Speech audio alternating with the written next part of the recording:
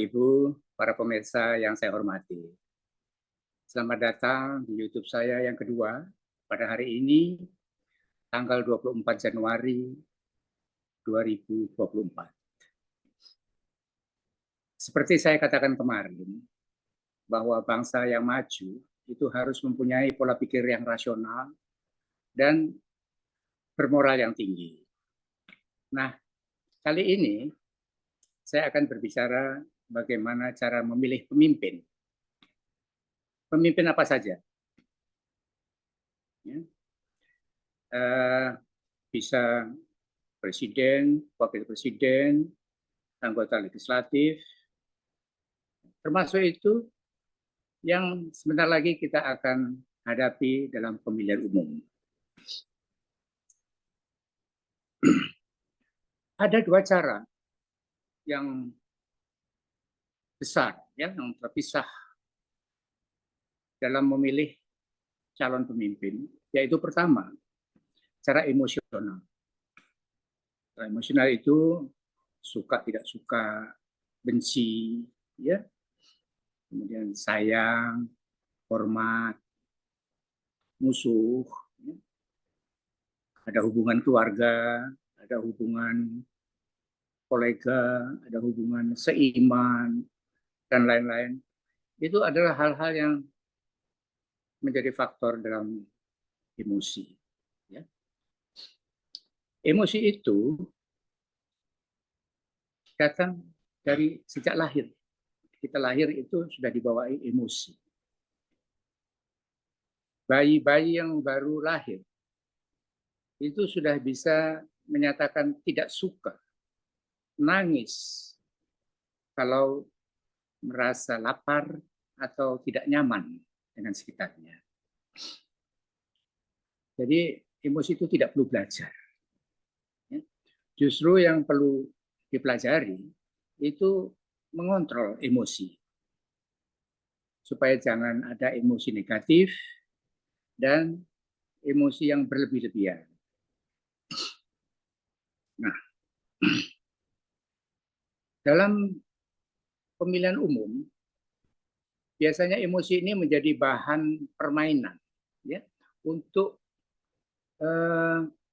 mengusik emosi rakyat supaya bisa memberi kesan, ya, kesan sesaat tentang calon-calon yang akan dipilih itu. Misalnya dengan baliho, ya, dengan kampanye, ada hadiah-hadiah, ya, sembako lah, apa segala macam itu. Juga kadang-kadang menakut-nakuti. Sama saja itu, emosi juga itu. Nah, jadi begitu juga pidato debat presiden misalnya, dan wakil presiden. Debat itu sebenarnya tidak sesungguhnya bukan seperti debat intelektual yang pernah saya sampaikan. Ya. Itu semuanya baik debat, baliho, maupun kampanye. Itu semua adalah pertunjukan sesaat. Kita tidak bisa melihat sebenarnya konten calon itu bagaimana, tidak kita melihat dari situ. Kita cuma dapat kesan. Ya, itu cara-cara emosional. Kemudian yang kedua, yaitu cara yang rasional. Rasional ini ada dua hal fokus, ya, dua fokus. Yaitu pertama tentang kemampuan. Yang kedua tentang prestasi. Kemampuan itu kemampuan intelektual. Jadi dengan kemampuan intelektual ini kita mengharap dia akan bisa memecahkan berbagai macam masalah yang dihadapi nanti pada waktu dia menjabat. Ya. Kemudian yang kedua yaitu prestasi.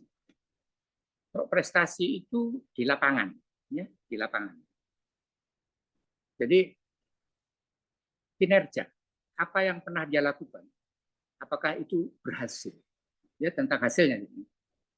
Apakah itu berhasil, cemerlang, atau berhasil sedikit, atau tidak berhasil, atau malah negatif merusak.